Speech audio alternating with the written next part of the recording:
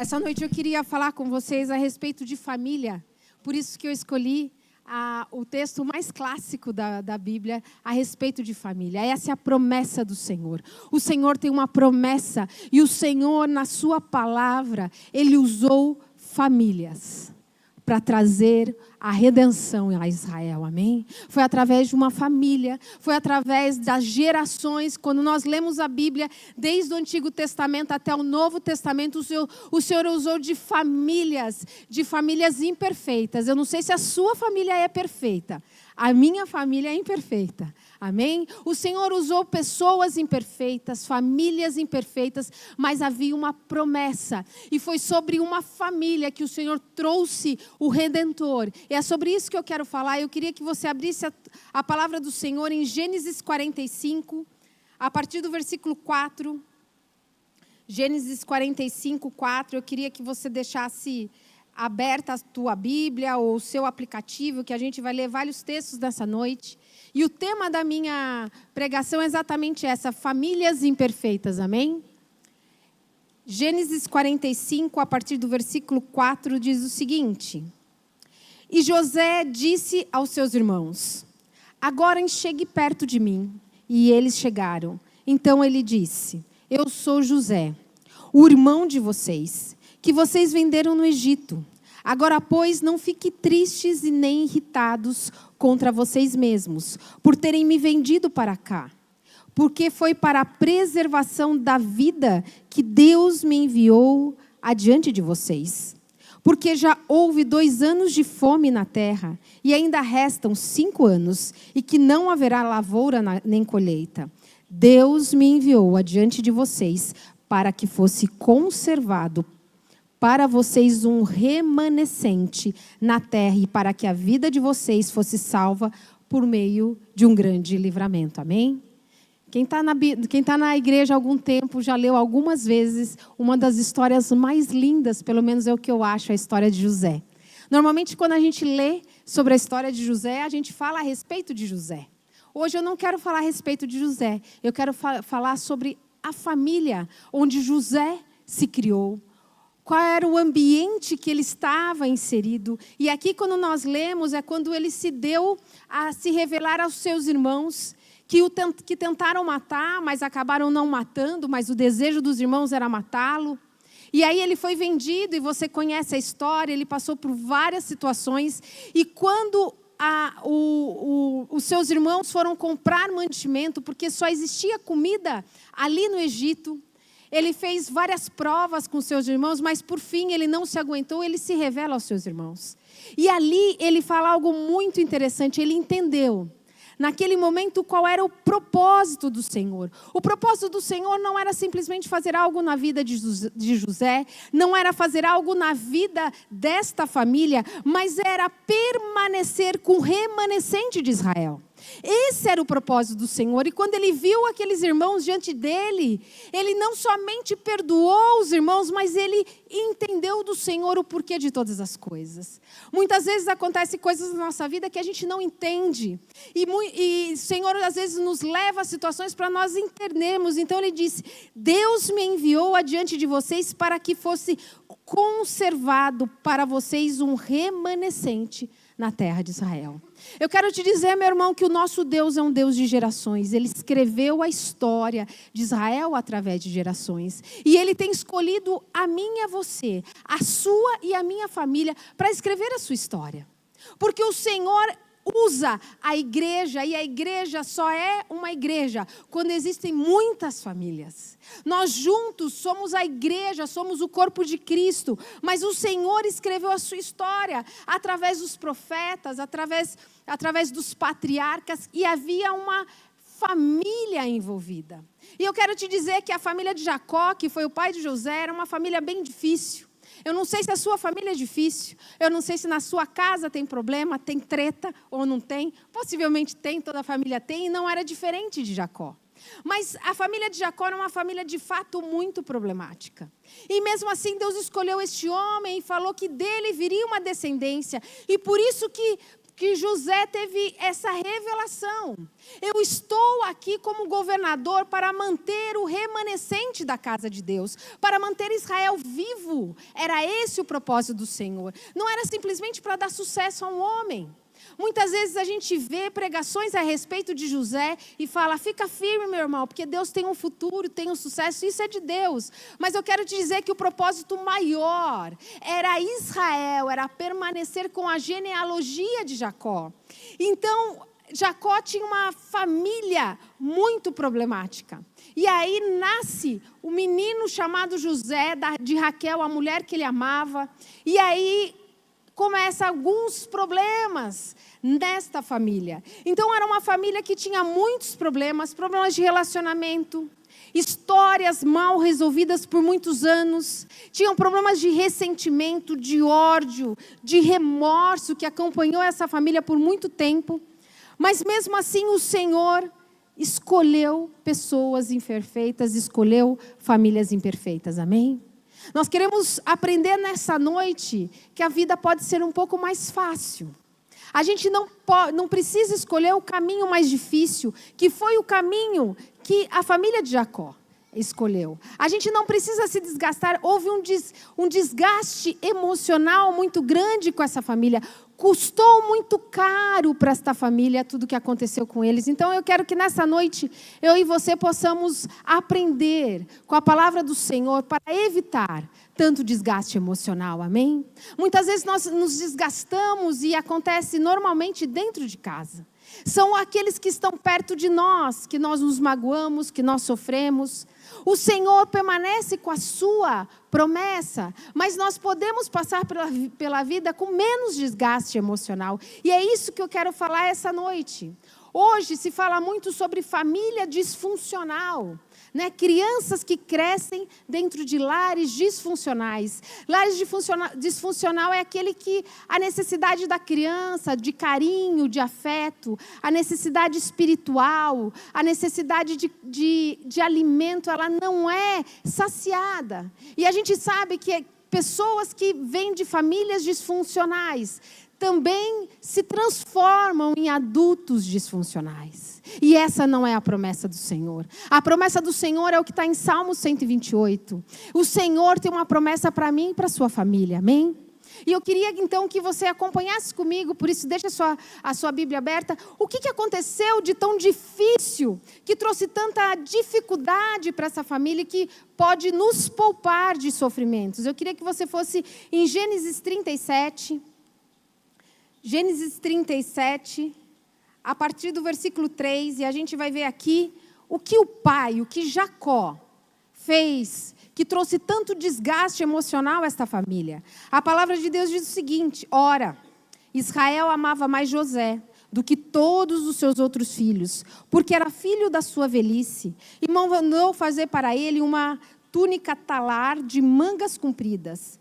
Quando seus irmãos viram que o pai o amava mais do que todos os outros filhos, odiaram-no e já não podiam falar com ele de forma pacífica. Amém?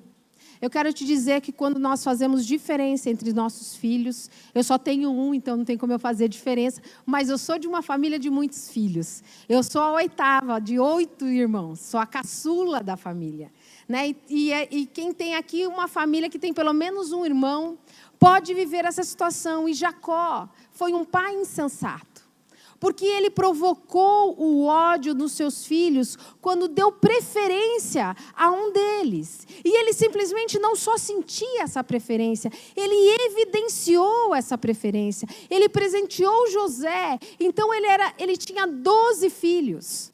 E ele dava mais valor a um do que a outros. E isso fez com que o ódio transformasse o coração daqueles irmãos.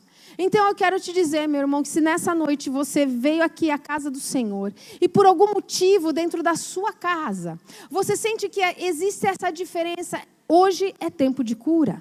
Você não pode fazer diferença entre seus filhos. Você não, para que aquele que não se sentir querido, o ódio, não incite o ódio dessa criança. Amém? Todo mundo aqui já conviveu com alguma família onde a gente vê pais que faz tanta diferença entre um filho e outro. Fatalmente essa criança vai se tornar um adulto problemático.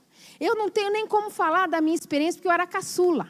Né? Tem esse negócio, os caçula normalmente levam vantagem. No caso aqui, José era quase o caçula, tinha Benjamim. Né?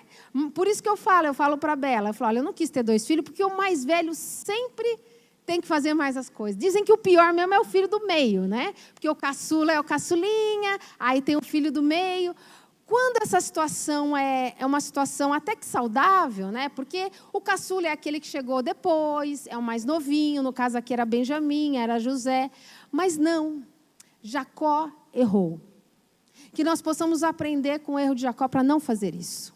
Nada magoa mais um filho do que ele se sentir rejeitado pela sua própria mãe, pelo seu próprio pai. Se você decidiu ter mais que um filho, pense nas atitudes que você tem tomado para com seu filho. Amém?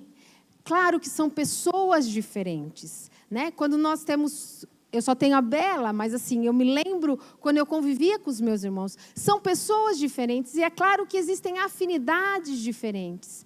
Mas eu me lembro que minha mãe nunca fazia diferença, ou ela procurava nunca fazer diferença. E olha que eram 8, era bastante. Então Jacó, ele magoou muito o coração dos seus filhos, ele trouxe ódio no coração dos seus filhos, porque ele deu preferência a um em detrimento de outros. Que nós possamos fazer justiça na nossa própria casa, tratar com equidade, com igualdade aqueles que são nossos queridos. Então, um dos erros que traz muito desgaste na vida de uma família é exatamente isso. Uma criança ou um filho se sentir rejeitado pelo próprio pai. A palavra de Deus diz que os filhos ficaram com tanto ódio que ele já não podia falar com José de maneira pacífica. Já não dava para falar sem brigar. Tal era o ódio dos filhos. E quem que incitou o ódio dos filhos? O próprio pai. Que nós não sejamos maldição para os nossos filhos, amém? Que você possa lidar com a sua família de maneira justa. Dá a César o que é de César, é isso que a Bíblia diz. Que você possa ser justos e recompensar os seus filhos de maneira justa. Se vai dar para um, tem que dar para o outro. Se um vai sair, o outro também tem que sair. Né? Se um tem um recurso, o outro também tem que receber o mesmo recurso. Eu me lembro que há 1 ano atrás, mais ou menos, a gente foi viajar e a gente chamou uma amiguinha da Bela. E a mãe dela são 2 meninas, e uma delas já estuda fora na faculdade. E a mãe dela falou assim, olha... Como essa viagem vai ficar um pouco cara, você não vai. Porque senão tem que dar para sua irmã também. Eu falei, opa, se eu tivesse 2 filhos, ia ser assim. Se eu dou para um, tem que dar para o outro. Né? Então, Jacó, ele plantou o ódio no coração dos seus filhos. Mesmo que tenha sido de maneira involuntária, embora ele evidenciou isso pela roupa diferente, porque as roupas diziam muito a respeito do povo de Israel, como você se vestia. Então ele evidenciou a sua preferência. Tome cuidado com isso. Amém? Que nós não precisamos se desgastar tanto. Isso gerou a história que nós conhecemos. E eu queria que você fosse um pouquinho mais para frente. O pai errou dando preferência e os irmãos. Eles erraram muito porque eles deixaram que o ódio os cegassem. Gênesis 37, no mesmo capítulo, do 18 ao 29. Queria que você acompanhasse a leitura comigo. Diz o seguinte... De longe eles viram, e antes que chegasse, José estava indo falar com seus irmãos, conspiraram contra ele para o matar. Disseram uns aos outros, lá vem o grande sonhador. Venham, pois, agora, vamos matá-lo e jogar o corpo numa dessas cisternas. Diremos que um animal selvagem o devorou. Vejamos em que vão dar os sonhos dele. Mas Rúben, ouvindo isso, livrou-os da mão deles e disse, não lhe tiremos a vida. Não derramem sangue, joguem o rapaz naquela cisterna que está no deserto e não lhe façam mal. Rúben disse isso para livrar deles, a fim de levá-lo de volta ao pai. Mas logo que José chegou a seus irmãos, despediram-no da túnica, despiram-no da túnica, a túnica talar de mangas compridas que trazia, e o jogaram na cisterna. A cisterna estava vazia, sem água. Depois sentaram-se para comer. Levantando os olhos, viram que uma caravana de ismaelitas vinham de Gileade. Seus camelos traziam especiarias, bálsamo e mirra, que levaram para o Egito. Então Judá disse aos irmãos, tiveram uma grande ideia: o que vamos ganhar se matarmos o nosso irmão e depois escondermos a sua morte? Venham, vamos vendê-lo aos ismaelitas. Não lhe faça mal, pois é nosso irmão, é do nosso sangue. Seus irmãos concordaram. Quando os mercadores midianitas passaram, os irmãos de José,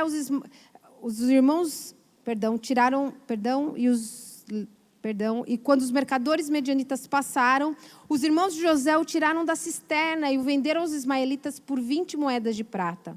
E os ismaelitas levaram José para o Egito. Quando Rúben, reparem o papel de Rúben, quando Rúben voltou da cisterna, eis que José já não estava lá.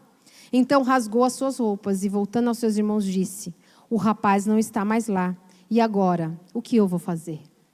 Acho que você conhece essa história, eu fiz questão de ler, porque o desejo e o ódio que Jacó plantou nos seus filhos o deixaram cegos. Eles venderam José, e mais para frente a gente vai ver que José gritava e pedia por misericórdia. E mesmo assim, eles venderam o próprio irmão. Mas na realidade, eles queriam matar José. Aí você pode dizer assim para mim: nossa, mas que absurdo, mas que horror. A gente não vê isso acontecendo. Eu quero te dizer que às vezes, através de atitudes e de palavras, nós matamos quem mais nós amamos dentro da nossa própria casa. É dentro de casa, porque são as pessoas de casa que nos causam dor e sofrimento. Então, muitas vezes você nunca matou ninguém, né? Nunca vendeu ninguém, nunca viu algum dos seus irmãos clamando por misericórdia, mas muitas vezes você matou através de palavras que mataram o sentimento das pessoas. E eu quero te dizer que esse não é o desejo do Senhor. O Senhor não tem isso para nós. A palavra de Deus diz, e foi dito já no altar hoje, que nós devemos amar os nossos irmãos, o nosso próximo. Não tem ninguém mais próximo do que os da nossa casa. Portanto, que se nessa noite você tem lembrado que você tem matado alguém da sua casa através da tua boca, que nessa noite seja uma noite de restauração. E aí eles começaram a entrar numa mentira que levou a outra mentira. E aí eles foram mentir para o pai e falar que na realidade foi um animal que matou. E aí é isso que acontece. Quando a mentira entra no lar, você precisa inventar uma outra mentira para encobrir a mentira. E foi isso que foi levando essa família a tanto desgaste. E Rúben teve um papel especial. Rúben era o irmão mais velho. Ele não queria que matassem José. Quando ele foi vendido, Rúben não estava por perto. Quando ele voltou, ele se desesperou. Mas ele já tinha sido vendido, ele já tinha desaparecido. E Rúben, ele poderia, naquele momento, parar essa história. Ele poderia ter coragem de falar a verdade. Mas ele não teve coragem de falar a verdade e ele mentiu com os seus irmãos para o seu próprio pai. Quando eles chegaram e falaram a respeito do que tinha acontecido e falaram que José havia morrido, a palavra de Deus diz que Jacó sofreu muito. E não sofreu só um dia, sofreu 17 anos, ele sofreu muito. E Rúben foi testemunha desse sofrimento, assim como seus irmãos. E ainda assim, eles permaneceram com um segredo horroroso naquela família. Deus escolheu uma família imperfeita, mas essa era bem perfeita.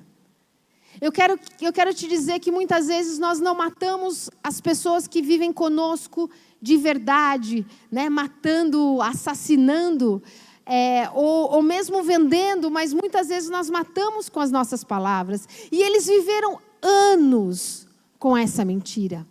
E a gente sabe que existem famílias que vivem por anos com segredos escondidos.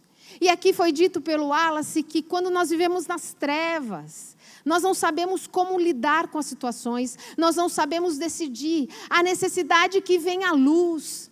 E segredo, não pode existir segredo dentro de casa. Não existe segredo, não deveria existir segredo entre marido e mulher. Não existe segredo numa família que se diz família. Mas aqui eles carregaram um segredo, todos os irmãos viam o pai sofrendo.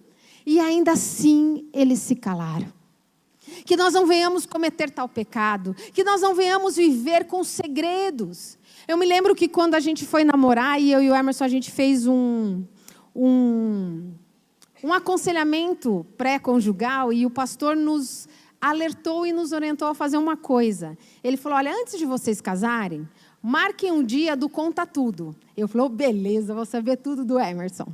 Né? Eu só tinha namorado um rapaz uns 2 meses antes, não tinha muita coisa para contar, né? Mas ele já tinha coisa para contar. E aí eu falei, beleza. Aí a gente foi, mas isso foi muito bom. Por quê? Porque ele contou do seu passado, eu contei do meu passado. E a gente entrou no nosso relacionamento, na nossa vida, que já faz 23 anos que estamos casados, com tudo às claras. Com tudo limpo. Com tudo à luz. Sem estar em trevas. Sem segredo escondido. Sem história para esconder. É isso que é família. É isso que é a família do Salmo 128. Que a palavra de Deus diz que a esposa seria como árvore frutífera e os filhos estariam ao redor, o que significa comunhão. Não dá para ter comunhão quando há histórias escondidas. E aqui os irmãos levaram essa história por muitos anos. Viram o seu pai sofrendo e Rúben foi testemunha disso. Ele foi o único que poderia ter evitado, porque ele foi o único que tentou salvar José. Mas a situação, quando a situação se forma e todo mundo pensa uma coisa e você tem a verdade, você precisa ter coragem de falar, isso está errado. A gente vai falar para o nosso pai, nós erramos. Embora ele tenha tido a boa intenção de todos, o único que teve, mesmo assim, ele foi conivente com o pecado alheio. Então, que você não tenha uma história escondida dentro da tua casa. Se você tem alguma história escondida, é tempo de trazer à luz. Porque a palavra de Deus diz que a verdade é aquela que liberta. Quando a gente coloca a luz sobre a situação, as coisas são esclarecidas, as coisas são colocadas a bom termo e nós podemos caminhar para a promessa. Amém? Que você possa caminhar e viver a promessa do Senhor sem tanto desgaste emocional. Em terceiro lugar, além do erro do pai e o erro dos irmãos, José também errou. José era um menino de 17 anos e se ele errou pela sua imaturidade. A palavra de Deus diz que ele meio que levava e trazia as histórias, né? Os irmãos faziam alguma coisa e ele ia lá e contava para o pai. Pensa no trem que dá raiva, né, minha gente? E que isso acontece em toda a família. Então José, na sua imaturidade, viu que os irmãos ficavam irritados. E ainda assim, ele decidiu dividir com seus irmãos o sonho que o Senhor tinha dado a ele. E quando nós somos imaturos, nós queremos falar tudo para todo mundo. E quando nós nos tornamos pessoas mais maduras, nós entendemos que nós não devemos dar pérolas aos porcos. Que os nossos sonhos têm que ser contados para pessoas que sonham conosco. E ali já havia aquela situação de um ambiente ruim, porque a palavra diz que eles já não podiam falar com José de maneira tranquila. Aí depois que ele contou os sonhos, aí que a casa caiu e aí o tempo fechou nessa família. Então José, ele foi imaturo pela sua pouca idade. Mas José, ele definiu a sua história. E ele foi diferente. Porque Deus poderia ter escolhido qualquer um dos 12. Que o Senhor iria continuar o seu plano. Mas foi a atitude de José que fez a diferença. O seu relacionamento com Deus fez a diferença. Então, muito novo, José começou um processo que nós conhecemos muito bem. Ele foi vendido pelos próprios irmãos e ele poderia ter se sentido a vítima e o coitado da história. E eu vejo que José enfrentou as dificuldades da vida não como menino, mas como um homem. Que ele viveu, ele começou um processo, e o processo que José começou, levou ele a viver o propósito de Deus para ele. O Senhor tinha um plano do remanescente de Israel, o Senhor queria usar José, mas ele necessitava de ser amadurecido. Eu quero te dizer que muitas vezes o Senhor tem um plano para a sua vida, você tem uma promessa, mas muitas vezes você não está preparado para viver essa promessa. E à medida que você começa no processo de amadurecimento, que o Senhor te leva a situações, o Senhor vai te transformando para te levar no teu propósito, amém? Portanto, não negligencie os processos da tua vida. Se hoje você tem passado por uma situação difícil, entenda qual que é a promessa, qual que é o sonho do Senhor para a sua vida. Olhe para o sonho, entenda que daqui até o sonho existe um caminho a percorrer, existe um processo, e o processo fez com que José amadurecesse e vivesse o propósito do Senhor, amém?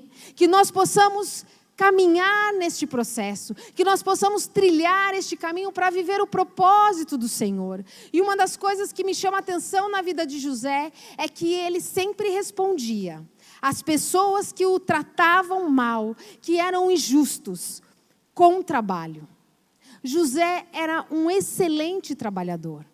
Quando ele entrou na casa de Potifar, ele trabalhava tão bem que ele foi colocado como gerente. Quando ele foi assediado pela mulher do seu chefe, do seu dono, porque ele foi comprado por Potifar, e foi colocado na prisão e sofrido a injustiça, e ali o carcereiro viu o quanto ele trabalhava. Então, meu irmão, se você está sendo injustiçado, se situações têm saído fora do seu controle e você não entende por quê, continue.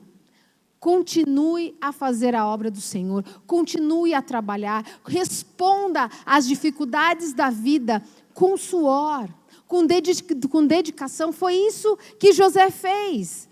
José, ele devolvia a injustiça com o trabalho. E ele fez isso enquanto ele era escravo na casa de Potifar, enquanto ele foi preso, enquanto ele foi governador. É interessante saber que quando ele foi vender um mantimento para os irmãos, ele, como governador, era a pessoa que vendia o mantimento para os outros povos. Portanto, ele trabalhava para o Egito, e ele trabalhava muito, porque ele tinha um objetivo. Ele tinha que preparar a terra nos 7 anos de fartura, por 7 anos de sequidão. Então, ele respondeu às injustiças da vida com trabalho. Que você possa responder com trabalho. Muitas vezes nós queremos responder brigando, falando, reivindicando. Mas eu quero te dizer que Deus é Deus que nos dá justiça, amém? Então responda às dificuldades da vida. Assim como José respondeu com trabalho. E José, ele respondeu com trabalho, ele respondeu com estratégia. Quando ele interpretou o sonho de Faraó, ele não somente interpretou. Ele falou, olha, você precisa fazer alguma coisa com isso. Você precisa colocar alguém que possa tratar dessa situação, porque virão 7 anos de muita fartura, mas você precisa se preparar para o ano de sequidão. Então, ele também respondia com estratégias. Por quê? Porque o tempo foi amadurecendo José. Que nós possamos não virar adultos infantis, meninos na fé.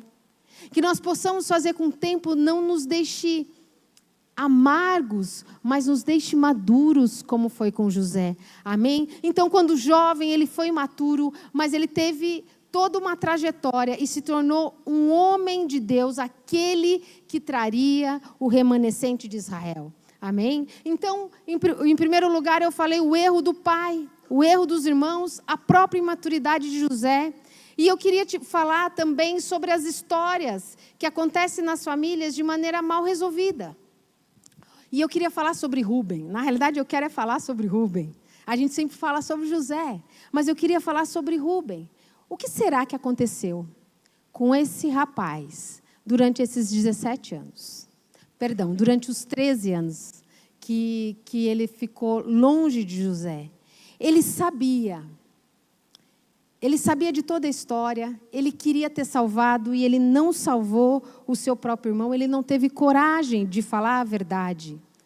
Mas o Senhor fez com que o próprio José tratasse do coração de Rúben. Por isso eu queria que você fosse em Gênesis 42, para a gente ver como que Deus usou das circunstâncias. Eu quero te dizer que quando a gente não fala a verdade, quando nós vivemos situações escondidas, escuras, em trevas, o Senhor faz das circunstâncias revelar a verdade. E foi isso que aconteceu. Então, em Gênesis 42, do 20 ao 22, diz o seguinte. Antes disso, só para contextualizar, a fome já estava na terra e chegou uma hora que Jacó falou, a gente precisa ir para o Egito comprar alguma coisa.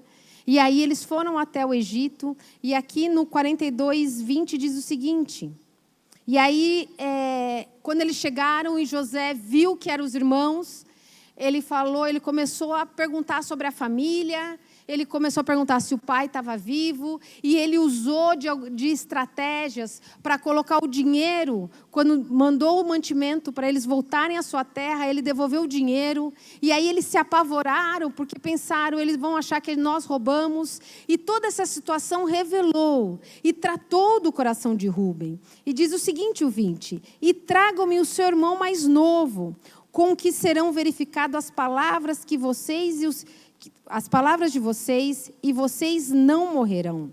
E eles se dispuseram a fazê-lo. Então disseram entre si, na verdade, estamos sendo castigados por causa do nosso irmão, pois vimos a angústia de sua alma, quando nos pedia e não lhe demos ouvidos. Por isso nos provém agora essa ansiedade. Rúben respondendo-lhes, não é verdade que eu disse, não pequem contra o jovem, mas vocês não me quiseram ouvir, pois agora estão vendo que o sangue dele está sendo requerido de nós. Amém?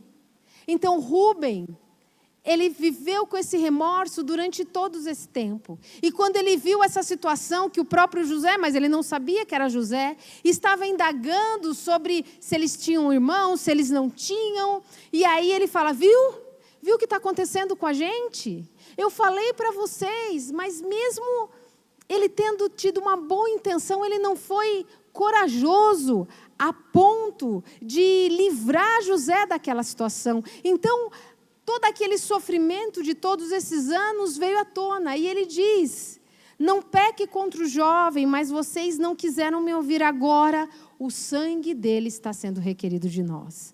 E José falava com seus irmãos na língua egípcia, com um tradutor, mas ele entendia o que os irmãos falavam. Então ele começou a ver a situação, e Rúben começou a trazer à tona todo o remorso que ele viveu. Então você imagina o coração de Rúben durante todo esse tempo. Eu quero te dizer que situações escondidas, segredos escondidos, faz o nosso coração secar. Faz o nosso coração sofrer em mais dias, menos dias. O Senhor vai usar de alguma circunstância. E quando isso acontecer, você vai saber. Foi isso que aconteceu com Rúben. Em Salmos 32, eu queria que você fosse comigo lá. Salmos 32, 3 e 4, diz o seguinte. A palavra de Deus diz que quando nós temos pecados e coisas escondidas, diz o seguinte, enquanto eu calei, os meus pecados envelheceram os meus ossos pelos meus constantes gemidos todo dia. Porque a tua mão pesava de dia e de noite sobre mim, e o meu vigor secou, como no calor do verão. Amém? Eu quero te dizer, meu irmão, se você tem algum segredo escondido, em algum relacionamento que você tenha, isso se chama pecado. E a palavra de Deus diz que quando nós temos pecados não confessados, é como o calor do verão, é como os nossos ossos que ficam secos, e é isso que aconteceu com Rúben. Ele viveu todo um tempo de sequidão no seu coração, e quando aquela situação aconteceu, veio à tona tudo aquilo. A gente está passando por isso, ele falou para os irmãos, por aquilo que a gente fez com José, o nosso irmão, mal sabia ele, que José estava à frente deles. Eu queria que a gente caminhasse um pouco mais em Gênesis 44. Gênesis 44, do 20 ao 22. Não, perdão, Gênesis 44, 16. Diz o seguinte: ante os gritos do que afronta e blasfema... Não, perdão. É Gênesis 44. Gênesis 44. Vou aqui. Gênesis 44, 16.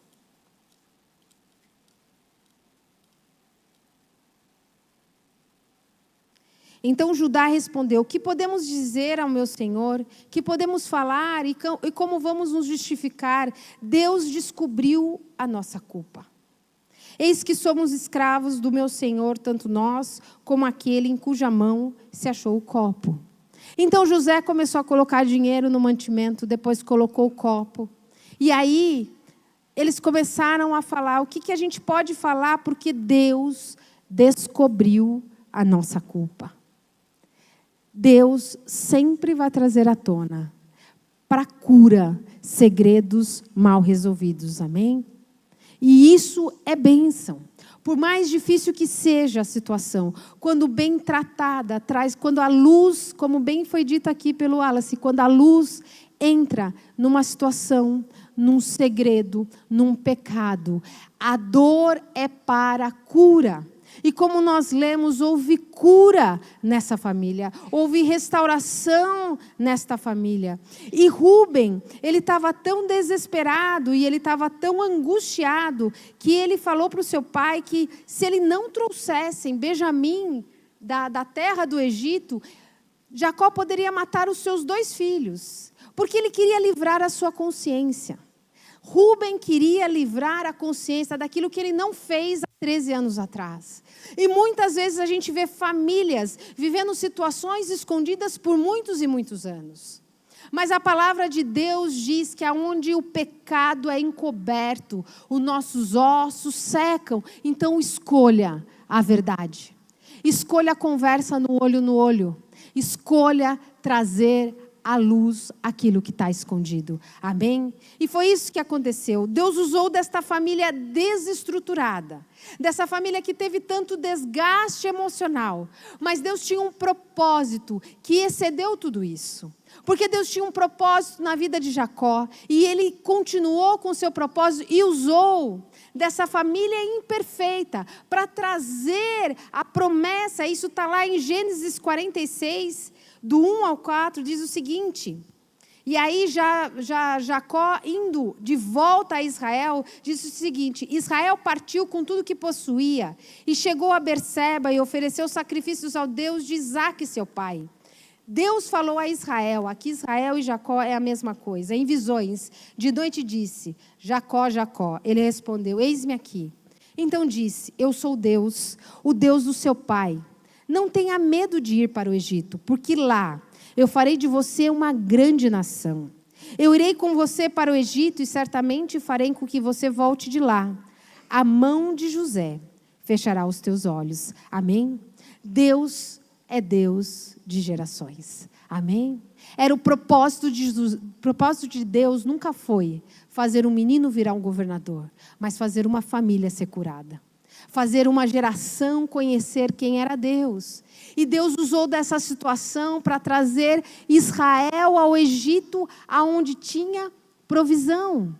Por isso que quando nós lemos no começo, quando José falou para os irmãos: olha, não fiquem tristes com vocês mesmos, porque foi para a vida, para a permanência da vida que o Senhor me trouxe aqui. Então Deus usou uma família desestruturada, ainda assim, Deus estabeleceu a sua história. Amém? Eu não sei você, a minha família, ela não é perfeita. Ela tem dificuldades, graças a Deus não temos segredos, mas se tivesse, a palavra de Deus diz que nós temos que tratar disso. Porque quando nós nos colocamos diante do Senhor, o Senhor nos treina para fazer a sua vontade. E a vontade do Senhor é que os relacionamentos sejam restaurados, que as histórias sejam passadas a limpo. Que haja o dia do conta tudo. Como eu contei para vocês que a gente teve o nosso dia. Do conta tudo. Meu irmão, não caminhe com segredos com a sua esposa, com o seu marido. Não caminhe com segredo com seus filhos. Não faça da sua casa um lugar de escuridão. Traga a luz da palavra.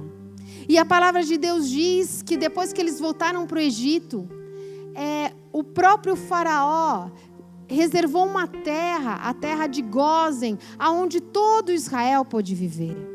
O Senhor transformou essa história de uma família muito desgastada espiritualmente, de uma situação de sequidão e de fome, numa situação de abundância. Enquanto José esteve ali, o povo foi suprido pela graça do Senhor. Então eu quero te dizer, meu irmão, que ainda que você tenha matado os seus relacionamentos com palavras ruins, quando a verdade é estabelecida, a palavra de Deus diz que vem a cura. E quando vem a cura, nós caminhamos para a promessa. A verdade nos reorienta no caminho da promessa. Amém? Não dá para dizer que somos cristãos se dentro da nossa casa nós estamos vivendo uma situação como estava vivendo essa família de Jacó. Foram 13 anos de dor. Foram 13 anos de histórias mal contadas, de mentiras, de dor. Mas o Senhor reverteu essa história. Eu quero te dizer que estar na igreja é uma bênção.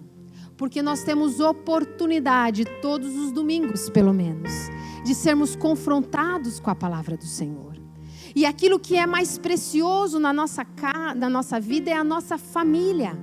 Ela não precisa ser perfeita, mas ela precisa ser de verdade. O seu relacionamento não precisa ser perfeito, mas ele precisa ser de verdade. Então que nessa noite você se coloque diante do Senhor e coloque a sua família diante do altar do Senhor. Normalmente é no Natal, onde a maioria das famílias se sentam em família, né? Que graças a Deus a gente tem como igreja muito mais oportunidade do que só no Natal, de sentar, de ter um banquete, de olhar olho no olho, de resolver as coisas. Eu falo que toda Santa Ceia a gente tem oportunidade de fazer isso. Mas que se você está vivendo uma situação como essa, aproveita este Natal. O Natal só é uma data que comemora o nascimento do nosso Redentor. Quando nasce no nosso coração Jesus Cristo, junto com Ele, não pode ter segredo, histórias mal resolvidas. Não pode ter predileção de filhos, não pode ter mentira, não pode ter morte.